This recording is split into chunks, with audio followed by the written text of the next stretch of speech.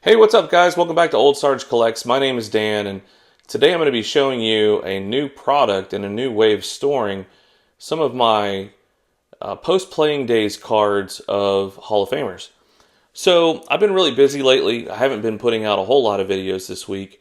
I wanted to show you what a project I've been working on, and that's this binder. So this is a top loader binder, and I got this idea from New York Yanks fan 7, and his he did a video about 3 weeks ago, and he reviewed this binder, and so I got it off Amazon. And anyway, I don't know the brand name of it offhand, but it's bigger than a average size binder, and rightfully so, because it's made to fit top loaders in it. And so you can, slide top loaders in there, and it can even have a perfect fit sleeve over the top loader. And I do enjoy having cards in binders. But some of these refractors, some of these newer cards, I just don't want to throw into a binder sleeve and then throw into a binder. That's just not the way I want to treat these cards. And so I wanted to actually store these in top loaders, and then I found that storing these top loaders in boxes took up a lot of room. And so I wanted to find a binder system to do this. And so when I saw this video on New York Yanks fan 7's channel, I decided to go out and pick one up, and I decided to start storing all of my non-playing days cards of Hall of Famers. And so now I had these grouped by year at first, and then after going through the pages, I then decided, and with my wife's help, I decided I'll go ahead and store these or present these by player. And so what you're going to see is cards of certain players all grouped together, and then at the end, I have kind of a smorgasbord of different players that didn't take up a whole page. So now I have this method, and I also still am keeping some cards in one touches, and so these will go in the boxes. The only thing I'm not going to be keeping in the boxes are the top loaders. So some of the special cards still go in the magnetic touches and still go in the boxes. So this is an E-Tops card. I think it's a 2017, numbered at a 999, Stan Musial. It's 54 tops design, because he didn't have a 54 tops. So the only card he had in 54 was the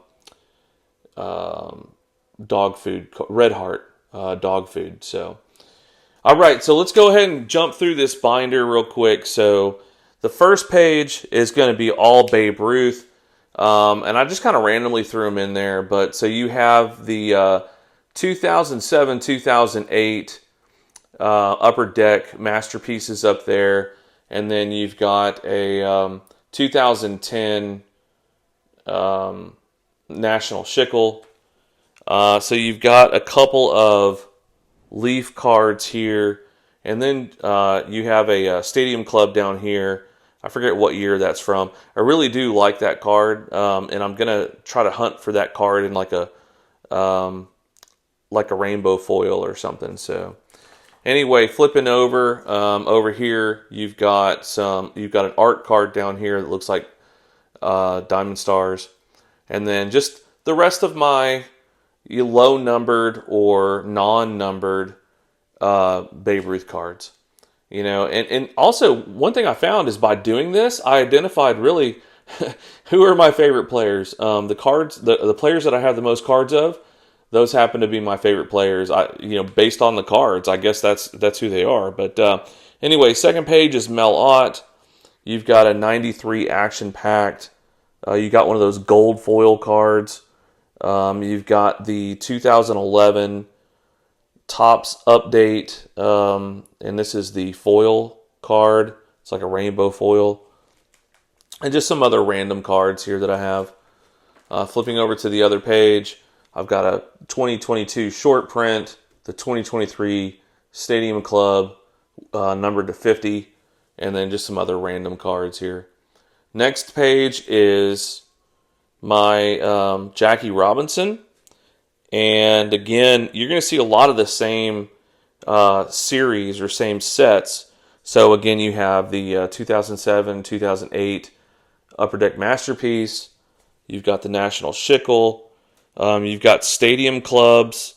I love Stadium Clubs. I've learned that I really do love Stadium Clubs and how they present the players. The photographs that they select are not the same photographs you always see. And so, like with regular Tops, you see the same photographs over and over again.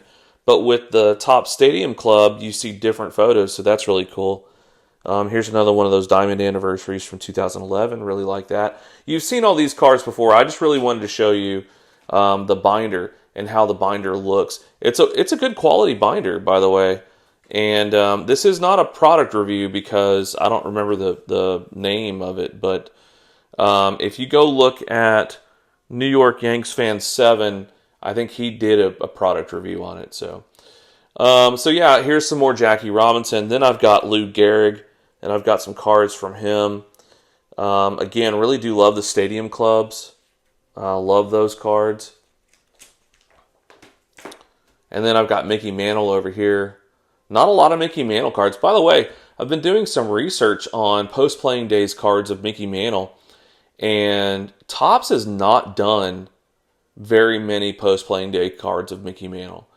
For the hype he has in the hobby, you would think that he would have a ton of post-playing days inserts into sets, but he doesn't. You've got more Panini than anything, and then a lot of them happen to be like relic cards, one of ones.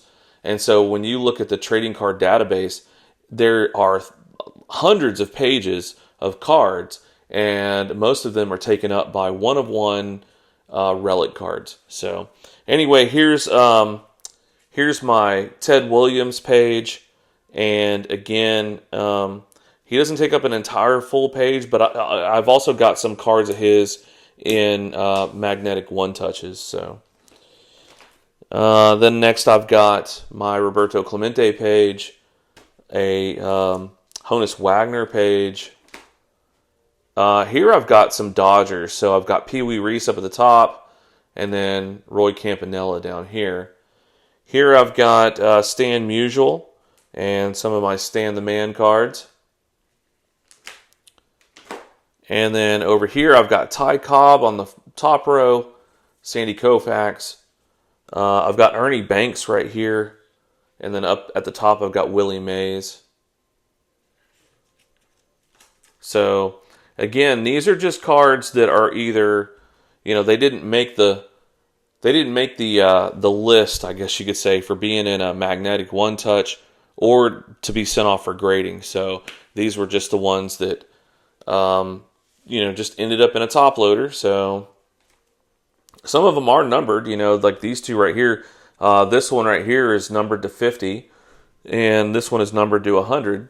But and also this one's numbered, and I forget what it's numbered to. But nevertheless, they're ended up in this binder. So here we have Joe DiMaggio up at the top, Bob Feller, and I left spaces for me to add to this. So I left, I can add more to it. Brooks Robinson down here. So I've got Robin Roberts takes up a lot of this page.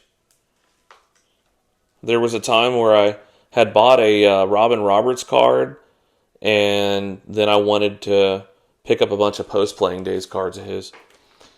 Nolan Ryan at the top, and then here's some randomness. So I've got some of these 93 action packs. And then on this page, I've got some Topps gold labels up at the top. One of Johnny Bench, another of Darryl Strawberry. Then I've got some National Shickles in the middle. And this is a card, insert card, Topps insert card from I think it's 2010. So Got some blank pages here. I started a page back here for like Negro League related players. So I've got Josh Gibson up there, and I've got a Buck O'Neil here. A whole row of Cool Papa Bell. This is an art card, by the way, and actually, let me go ahead and take this out. I want to show this to you. So this is an art card that I picked up not long ago, and I picked it up for a specific reason. And if you look closely, you'll see the outline of one of the advertisements in the back happens to be related to a second hobby of mine. That advertisement right there above my finger is a 1940s Dr. Pepper sign. So that's one of the reasons why I got this card. So it's, like I said, it's just a art card, but super awesome that I can tie both of my hobbies into one card, Dr. Pepper and baseball. So like I said, so these cards, they're in penny sleeves inside of a top loader, and the top loader's in a perfect fit sleeve, and then it goes inside the binder. So I really like this system. And here's the last page here with some, older, well, not older, but some Negro League players. So I've got Satchel Paige up at the top. Now, see, I've got two other Satchel Paige cards. They're the Topps Gilded collection from 2022 and 2023, but both of those are graded. I've got a gold foil Monty Irvin Stadium Club card, and then I've got a Larry Doby right here where he's pictured with Jackie Robinson. So really love Stadium Clubs. Anyway, so there are 18 pages in this binder. It can fit a total of 252 cards in it. Now, what's cool about that is that another project I'll be working on throughout this year and however long it takes is going to be building the 1952 Bowman set. And there are exactly 252 cards in that set. So this binder, I'm going to get another one, and this binder is perfect, absolutely perfect fit for that set. Now, granted, some of those cards are going to be graded, like the 52 Bowman Mantle and the Maze, Stan Musial card, which I've already got, and it's graded. And I've got some other Hall of Famers that are already graded. So there will be some empty slots, but the rest of the set is going to be raw, and they're going to go in top loaders, and then those top loaders are going to go in a binder. So now the one drawback about this binder, before I jump off this video, the one drawback is that it's bigger than a standard binder.